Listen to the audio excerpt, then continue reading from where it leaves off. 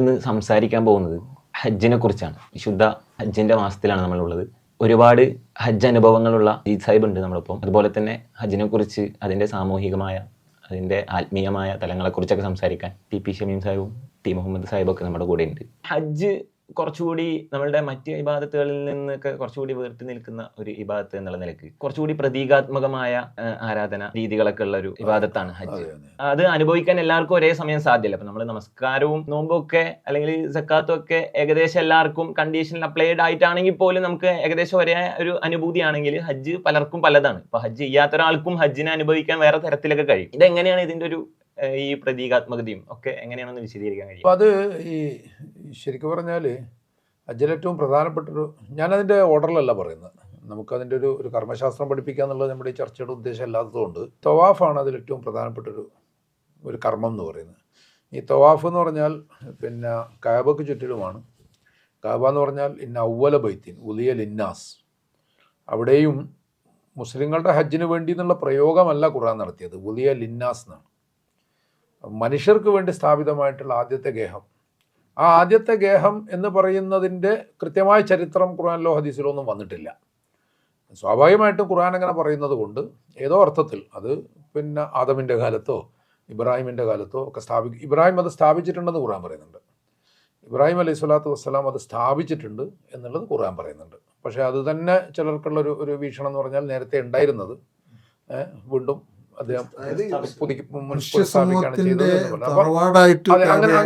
അങ്ങനെയാണ് സങ്കല്പിക്കുന്നത്. അപ്പൊ അതാകട്ടെ ഒരു വളരെ ആകർഷകമായിട്ടുള്ള, വളരെ പിന്നെ എന്താണ് ആഡംബരപൂർണമായിട്ടുള്ള യാതൊരു തരത്തിലുള്ള കൊത്തുപണിയും മറ്റൊന്നുമില്ലാത്തൊരു ഒരു സമചതുര സ്തൂപമാണ്.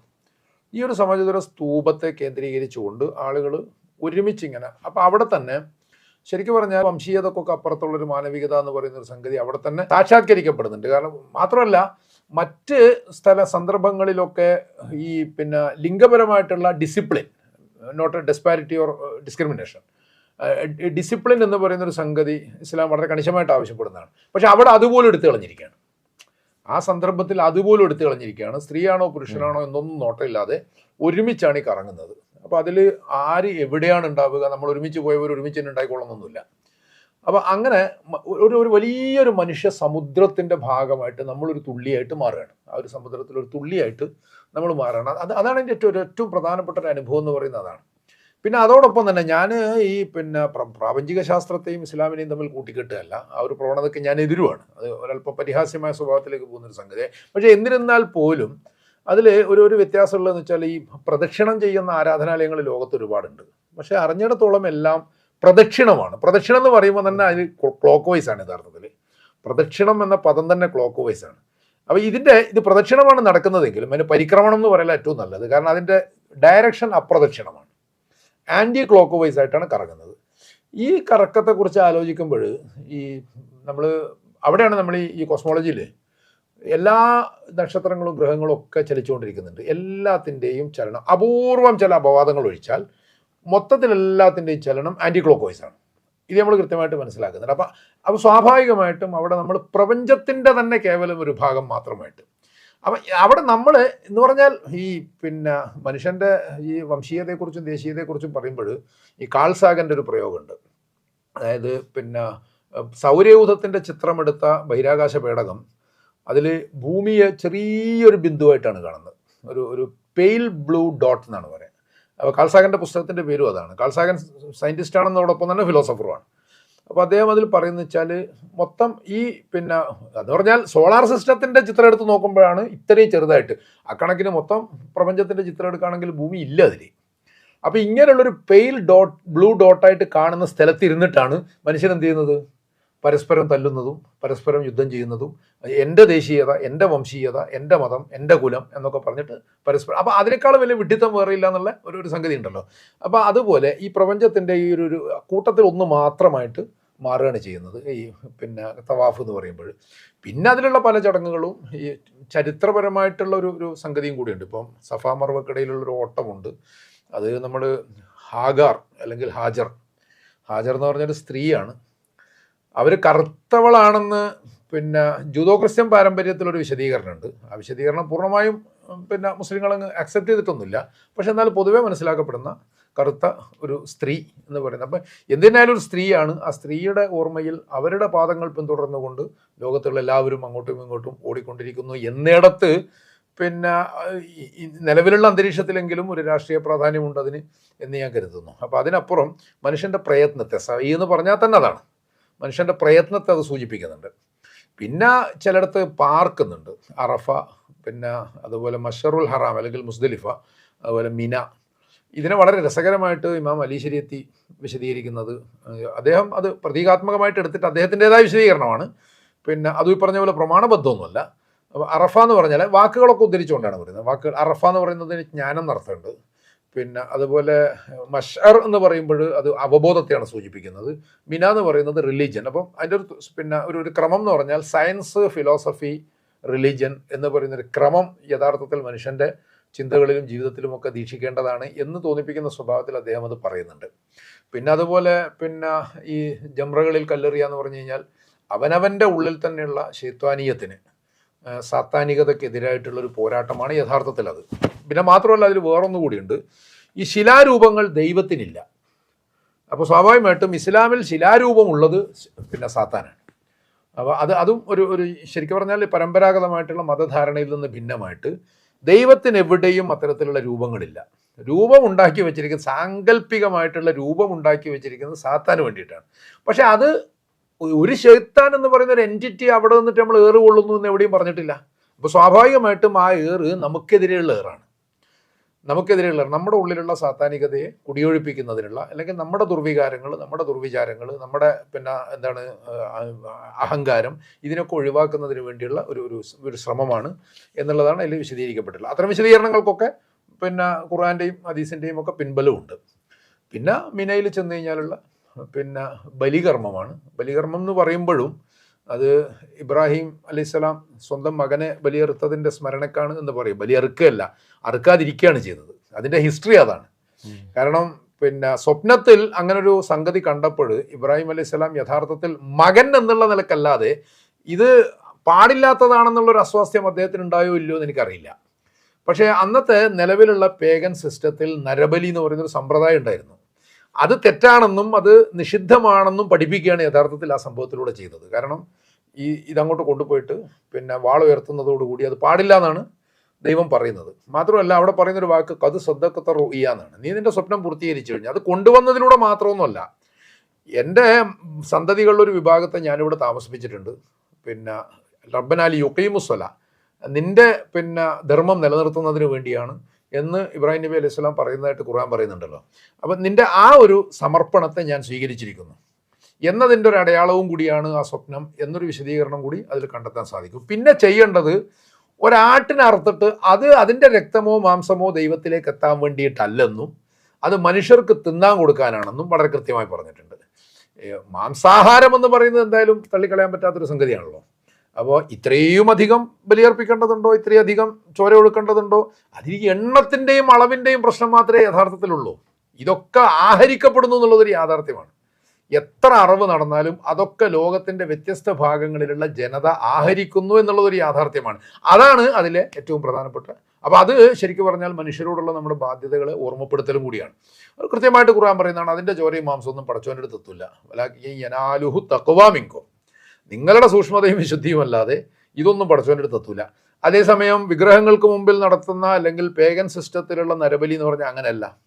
അത് ചോര ദൈവത്തിന് സമർപ്പിക്കുന്നതാണ്. അത്തരമൊരു സമർപ്പണം ദൈവം ആവശ്യപ്പെടുന്നില്ല. ഇവിടെ ബലിമൃഗമാണെങ്കിൽ പോലും അത് നമ്മുടെ ആഹരിക്കുന്ന ഒരു വസ്തുവാണ്. അങ്ങനെയാണ് പ്രകൃതിയുടെ ഒരു ക്രമം, ഒന്ന് മറ്റൊന്നിന് ആഹാരമായി തീരുക എന്നുള്ളത്. പിന്നെ ഞാനതിൻ്റെ ചോദിച്ചപ്പോഴതിൻ്റെ പ്രതീകാത്മകതയെക്കുറിച്ച് പറഞ്ഞാണ്. പിന്നെ ഇബ്രാഹിം ഹജ്ജ് കൊണ്ട് ഉദ്ദേശിക്കുന്നത് തന്നെ പിന്നെ ഒരർത്ഥത്തിൽ ഇബ്രാഹിം നബിയുടെയും കുടുംബത്തിൻ്റെയും പിന്നെ ആ ജീവിതത്തെ പുനരാവിഷ്കരിക്കുകയാണ്. അതിൽ തീർച്ചയായിട്ടും പറഞ്ഞ എന്തുണ്ടാവും, ഈ പ്രതീകാത്മകത എന്തെന്നാലും വരും എന്ന് പറയാം. ഇബ്രാഹിം ആവുക എന്നൊരു ആഹ്വാനമാണത് പറയുന്നുണ്ട്. ഹാജറാവുക, ഇസ്മായിൽ ആവുക എന്നൊക്കെ പറയുന്നത്. ബലി എന്ന് പറയുന്നത് ഈ ചെറിയ പെരുന്നാളിന് നമ്മൾ നോമ്പിൻ്റെ പൂർത്തീകരണം ആയിട്ട് പെരുന്നാളിൻ്റെ മുമ്പായി പിന്നെ ധാന്യം നൽകുന്നു. അതാണ് ഫിത്ർ സക്കാത്ത്. ബലിപെരുന്നാളിൽ മാംസം നൽകുന്നു. മനുഷ്യൻ്റെ രണ്ട് ആഹാര രൂപങ്ങളാണ്, പിന്നെ സസ്യാഹാരവും മാംസാഹാരവും. ഇത് ദൈവത്തെ ചൊല്ലി മനുഷ്യർക്ക് നൽകുക എന്നുള്ളതാണ്. പെരിഫറലായിട്ടുള്ളൊരു പരിഹാസം അതിലുണ്ടാവാറുണ്ട്. ചെറിയ പെരുന്നാളിന് ചോറും എന്നിട്ട് ബലി പെരുന്നാളിന് കറിയും കൊടുക്കുന്നുള്ളതാണ്. അപ്പൊ അത് രണ്ട് സ്ഥലങ്ങളിൽ രണ്ടിനെയും പ്രതീകം പക്ഷേ രണ്ടും പ്രതീകമാണ്. കാരണം നമ്മൾ കൊടുത്തുകൊണ്ടേ ഇരിക്കുക എന്നുള്ളതാണ്. ആ കൊടുക്കുന്നു എന്നുള്ളതിന്റെ പ്രതീകമാണ്. അതേസമയം ഈ കേരളത്തിൽ ഇപ്പോൾ ഇതേപോലെ നടക്കുന്ന ദുഷ്പ്രചരണമാണ്.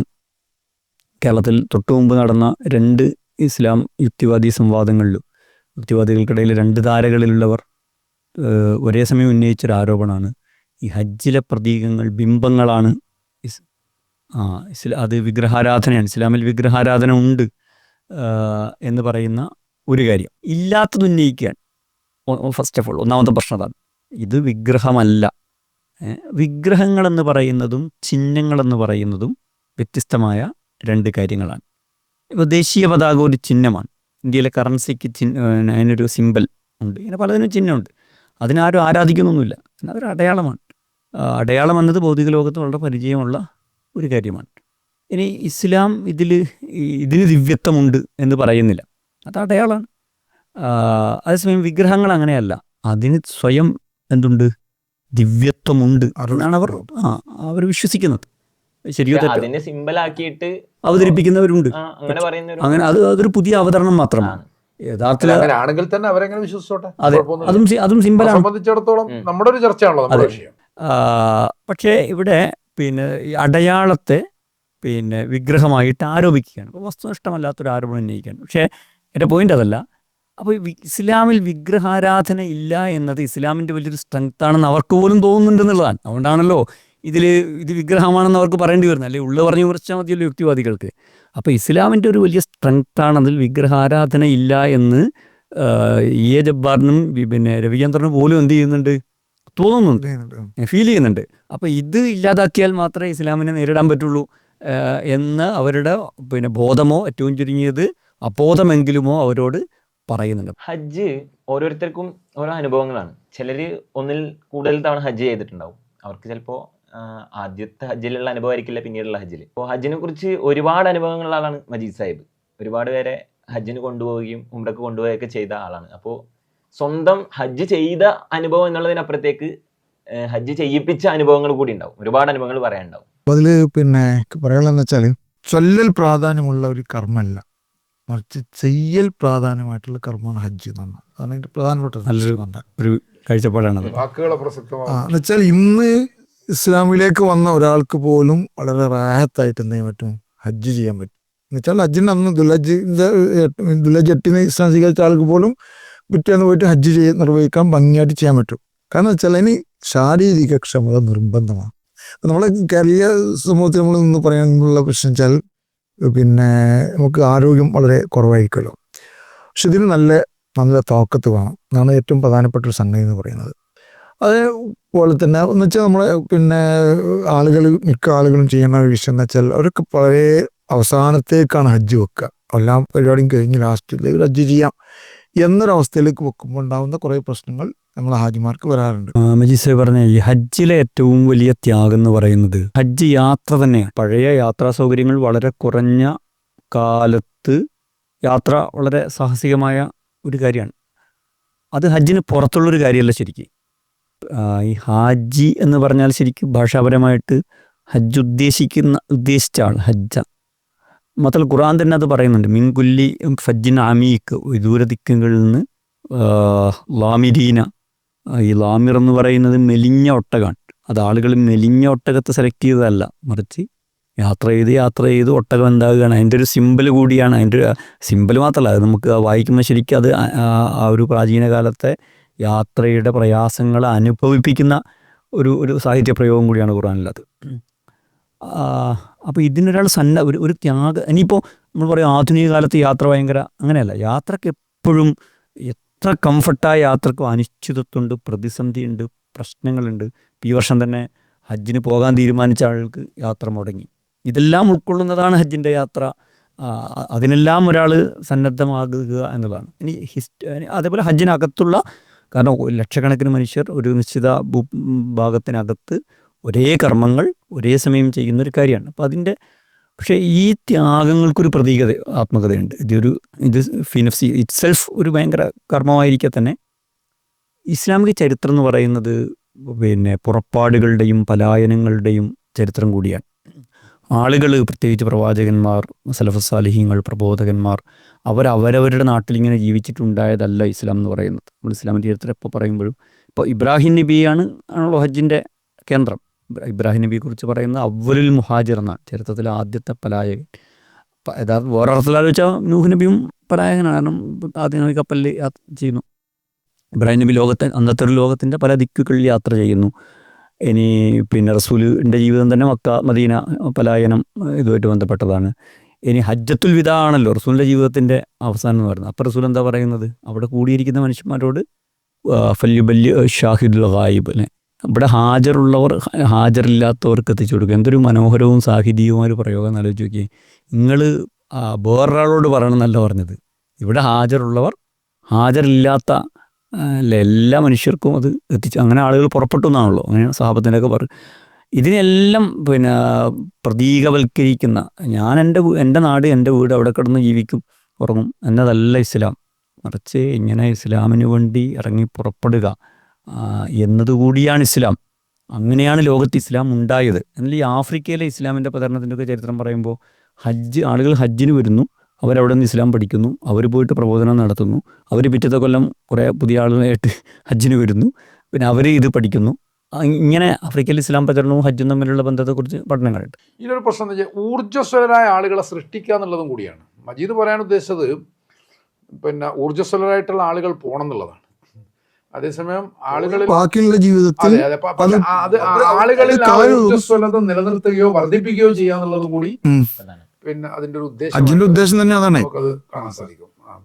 അങ്ങനെയാണ് അതിന്റെ ആ കർമ്മങ്ങളൊക്കെ രൂപപ്പെടുന്നത് എന്നുള്ളതും കൂടിയാണ്. പിന്നെ മാത്രമല്ല, അത് എപ്പോഴും പ്രകൃതിയുമായിട്ട് നിരന്തരം ബന്ധപ്പെടുന്നുണ്ട്. ഇന്ന സഫാ വൽ മർവത്ത മിൻ ശആയിരില്ല എന്ന് ഖുർആൻ പറയുമ്പോൾ സഫയും മർവയും അത് ആ രണ്ട് കുന്നുകൾ എന്ന് പറഞ്ഞാൽ ഭൂമിയിലുള്ള സകല കുന്നുകളുടെയും പ്രതീകങ്ങളാണെന്ന് വായിക്കുന്നതിൽ തെറ്റില്ല. അപ്പോൾ അനുഷ്ഠാനപരമായിട്ട് അതിന് പ്രാധാന്യമുണ്ട്.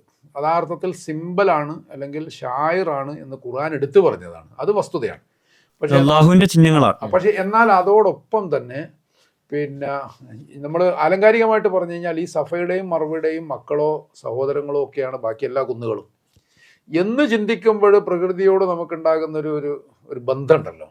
ഈ സംസം തന്നെ ഇപ്പം കുന്നുകൾക്ക് അർത്ഥം ഉണ്ടായാലും ഇല്ലെങ്കിലും സംസം എന്ന് പറയുന്നത് തന്നെ പ്രകൃതിയാണ്. അതെ, പ്രകൃതിയിൽ നിന്ന് വെള്ളം കിട്ടുകയാണ്. അതിലൂടെയാണ് അവിടെ ഒരു നാഗരികത ഉണ്ടായത്, അവിടെ ഒരു ദേവാലയം ഉണ്ടാവുന്നത്, അവിടെ ഹജ്ജ് ഉണ്ടാവുന്നത്. എല്ലാം അതിൻ്റെ വളരെ ബേസ് എന്താണ്? സംസമാണ്. പ്രകൃതിയോട് യുദ്ധം ചെയ്തോ മാറ്റി നിർത്തിയോ നിങ്ങൾക്ക് മതമോ സംസ്കാരമോ നാഗരികതയോ പ്രകൃതിയെ പരിപാലിച്ചുകൊണ്ട് വാൻഷക്കും ഫില്ലറിൽ വസ്താമറക്കും ഫിയ, നിങ്ങളെ ഭൂമിയിൽ അധിവസിപ്പിക്കുകയും ഇതിൻ്റെ ഉത്തരവാദിത്തം അത് നിർമ്മാണാത്മകമാണ് ഏൽപ്പിക്കുകയും ചെയ്തു. നീരുറവകളുടെ ദേശം എന്ന് ബൈബിളിലൊരു പ്രയോഗമുണ്ട്. ഞാനതിനെ നീരുറവകളുടെ ദേശമാക്കുന്നു. ബാക്ക എന്നതിൽ ഉപയോഗിച്ചിട്ടുണ്ടൊരു വാക്ക്, അർത്ഥത്തിലേക്കൊന്നും പോകുന്നില്ല. ഖുർആനിൽ മക്കയ്ക്ക് പറയുന്നത് ബക്ക എന്നുള്ള വാക്കാണ്.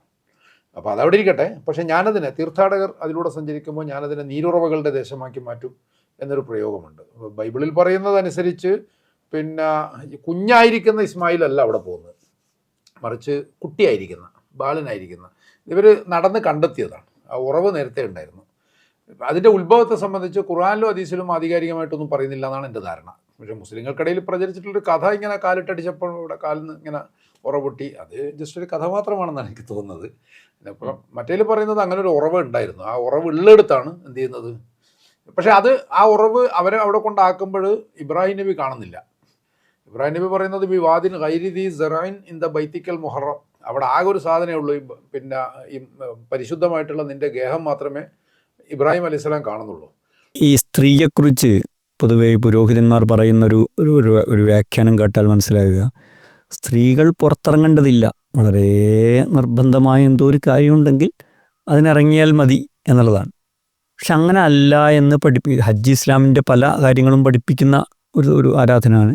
അങ്ങനെ പഠിപ്പിക്കുന്ന സ്ത്രീയെക്കുറിച്ചുള്ള ഇസ്ലാമിൻ്റെ പറഞ്ഞ പോലെ പാഠം പഠിപ്പിക്കുന്ന ഒരു കാര്യം കൂടിയാണത്.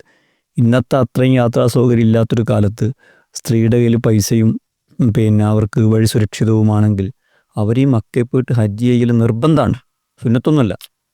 അപ്പോൾ സ്ത്രീ ഇസ്ലാം എവിടെയാണ് വെക്കുന്നത്? ഇവർ പറഞ്ഞ സ്ഥലത്തല്ല വെക്കുന്നത്. ഒരു നിർവാഹവും ഇല്ലെങ്കിൽ എന്തോ ശ്വാസം മുട്ടി മരിച്ചു പോകുന്നു വന്നാൽ വീട്ടിൽ നിന്ന് പുറത്തിറങ്ങണം എന്നല്ല, സ്ത്രീക്കും സാമൂഹികതയും ലോകമൊക്കെ ഉണ്ട് എന്ന് വളരെ ക്ലാരിറ്റിയിൽ പഠിപ്പിക്കുന്ന ഒരു കാര്യമാണ്. സ്ത്രീക്ക് പള്ളിയിൽ പോകണമെങ്കിൽ 100,000 ഷർത്ത് പറയുന്ന ഇവർ ഹജ്ജിന് പോകാൻ ഇസ്ലാം എന്താ വെച്ച് വഴി സുരക്ഷിതമായിരിക്കണം, വഴി പുരുഷനും സുരക്ഷിതമായിരിക്കണം, സ്ത്രീക്ക് സ്വാഭാവികമായിട്ടും ആ ഒരു സുരക്ഷിതത്വം കൂടി ഉണ്ടാവണം. പക്ഷേ അത് വേണ്ടതില്ല. എന്നാൽ പിന്നെ ഈ സ്ത്രീക്കാണല്ലോ സുരക്ഷാ പ്രശ്നം കൂടുതലുള്ളത്. എന്നാൽ പിന്നെ അവർ ചെയ്യേണ്ടതില്ല, അവർ വീട്ടിൽ നിന്ന് സുന്നസ്കരിക്കലാണ് ഹജ്ജിനേക്കാൾ ഉത്തമം എന്ന് അല്ലല്ലോ ഇസ്ലാം വെച്ചിരിക്കുന്നത്. ഇത്രയും പ്രയാസമുള്ളൊരു കാര്യം സ്ത്രീക്കും നിർബന്ധമാക്കി. ഇബ്രാഹിം പോകുമ്പോഴും അതെ, സ്ത്രീയുണ്ട്.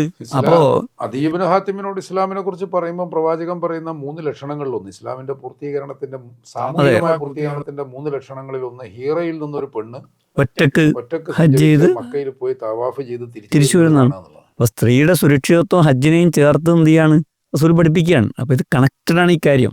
ഇവർ പറയുന്ന പോലെ അല്ല, സ്ത്രീ കൂടി ഉള്ളതാണ് ഇസ്ലാമിന്റെ ഒരു സാമൂഹികത എന്ന് പറയുന്നത്. പിന്നെ അവസാനിപ്പിക്കാൻ സമയമാണ്. അതിൽ ഒരു കാര്യം കൂടി ഇങ്ങനെ ചോദിക്കാനുണ്ട്. അതായത് പുസ്തകത്തിനെ കുറിച്ച് പറഞ്ഞപ്പോൾ നമ്മൾ ഈ ഇസ്ലാമിൻ്റെ ഒരു പ്രത്യേകതയാണ് അതിൻ്റെ ഒരു ലിറ്ററേച്ചർ സൈഡ് എന്ന് പറയുന്നത്. ഒരുപാട് എഴുത്ത് ഉണ്ടായി വരുന്നു, സാഹിത്യങ്ങൾ ഉണ്ടായി വരുന്നു. അതിൻ്റെ ചരിത്രപരമായിട്ടാണെങ്കിലും അല്ലെങ്കിൽ അതിൻ്റെ എസ്തെറ്റിക്സിനെ കുറിച്ചൊക്കെ ആണെങ്കിൽ ധാരാളം എഴുത്തുകൾ, ഹജ്ജിനെ കുറിച്ച് തന്നെയും ഒരുപാട് എഴുത്തുകൾ ഉണ്ടായിട്ടുണ്ട്. അതിൻ്റെ വൈജ്ഞാനികമായ എഴുത്താണെങ്കിൽ പോലും അല്ലെങ്കിൽ അതിൻ്റെ ഒരു അനുഭവങ്ങൾ, ഇപ്പോൾ യാത്രാനുഭവം തന്നെ എഴുത്തിൻ്റെ ഒരു കാറ്റഗറിയിൽ വരുന്ന സാധനമാണ്, യാത്ര ഉള്ള അനുഭവം.